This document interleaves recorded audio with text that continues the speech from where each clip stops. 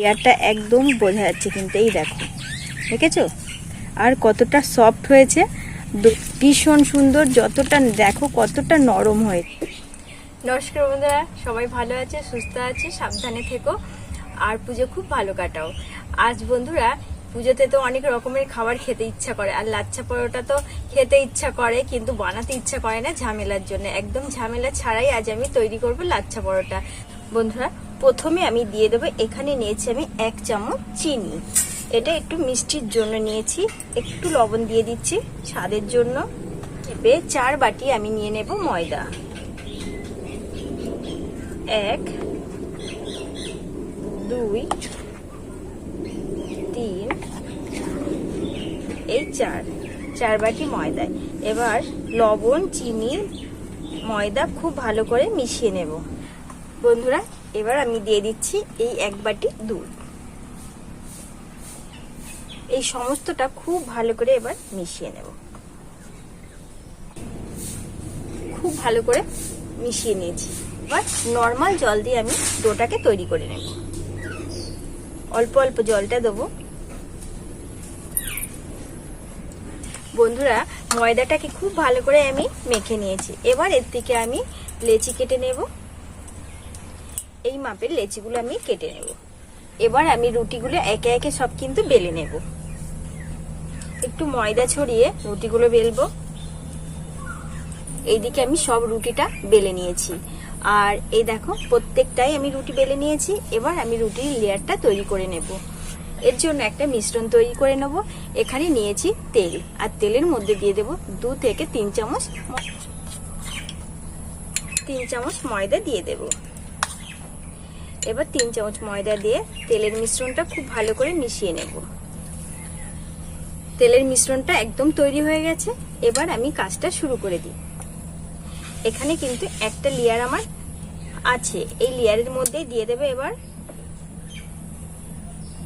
ময়দা তেলের মিশ্রণটা দিয়ে চারিধারে খুব ভালো করে আমি লাগিয়ে দেব। এইভাবে আমি 4টে লেয়ার করব। এবার দিয়ে দেব কিছু পরিমাণে শুকনো ময়দা। আবারও একটা লেয়ার আমি বসিয়ে দেব। বন্ধুরা 4 লেয়ার আমার একদম হয়ে গেছে। আর এইভাবে কিন্তু প্রত্যেকটা লেয়ার আমি তৈরি করে নিয়েছি। এবার একটু হাত দিয়ে একটু এরকম করে বড় করে দেব। এবার আমি পিস পিস করে কেটে নেব।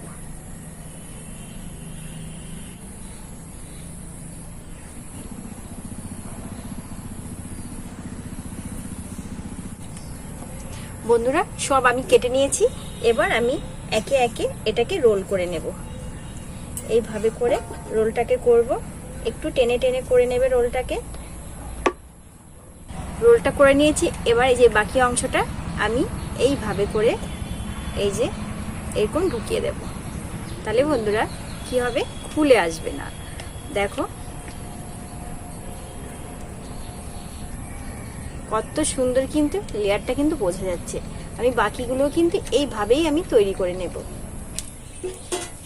দেখো বন্ধুরা কত সুন্দর লাগছে। প্রত্যেকটাই আমি রোল করে তৈরি করে নিয়ে হালকা হাতে একটু বেলে নেব।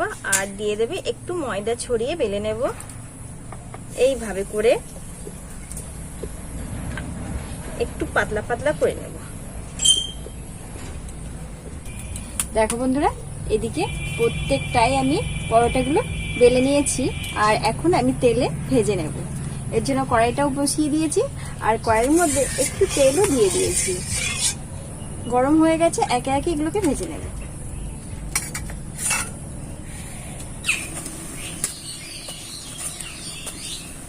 এই যে এইভাবে করে আমি পরোটাগুলোকে ভেজে নিচ্ছি। একদম এটা আমার হয়ে গেছে। বাকিগুলো আমি এইভাবেই আমি ভেজে নেব।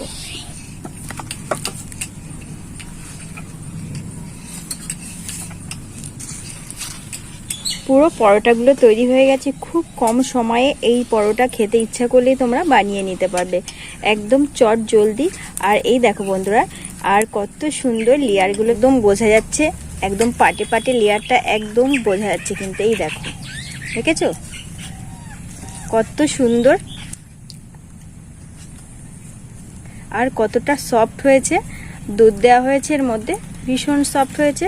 ছোট থেকে বড় একদম একবার খেলে বারবার চাইবে, বলবে আর একটা দাও, এরকম রিকোয়েস্ট আসবে। তাহলে বন্ধুরা এইভাবেই কিন্তু কম উপকরণ দিয়ে কম খরচে বাড়িতেই তৈরি করে নিতে পারবে লাচ্ছা পরোটা। খেতে ইচ্ছা করলেই চটজলদি বাড়িতে তৈরি করে দাও। তাহলে বন্ধুরা রেসিপিটা ভালো লাগলে অবশ্যই like comment share please subscribe করে পাশে থেকো। ভীষণ সুন্দর, যতটা দেখো কতটা নরম হয়েছে, এই দেখো, দেখেছো? তাহলে বন্ধুরা আজ আমি এখানেই রাখছি, দেখা হবে নতুন একটা রেসিপির সাথে। সুস্থ থেকো, ভালো থেকো, সাবধানে থাকো।